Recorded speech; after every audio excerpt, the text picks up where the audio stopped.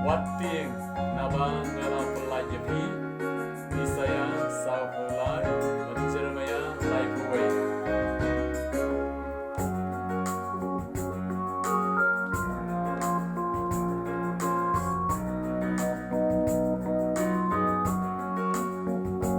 Wat Tieng Nabang dalam Labinia, ngara kod ya pi daga gerjeng jonga, dikum tapi lagi jonga, dikum tapi lagi jonga, ladapin kamya keduriau, ngandon ringkat bapi ladapin jam yakiwa, pinom ngam jelap ladapin klalim dakate.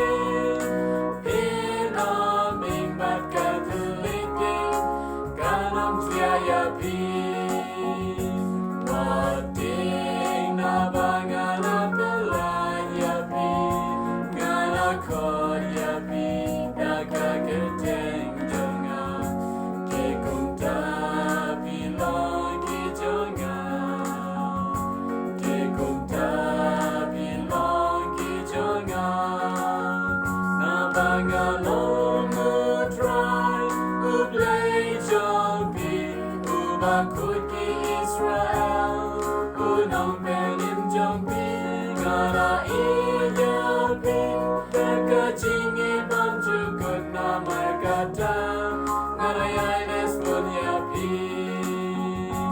Wating nabang ngara pelayapi, ngara kod yapi, daga geteng jonga, dikup tapi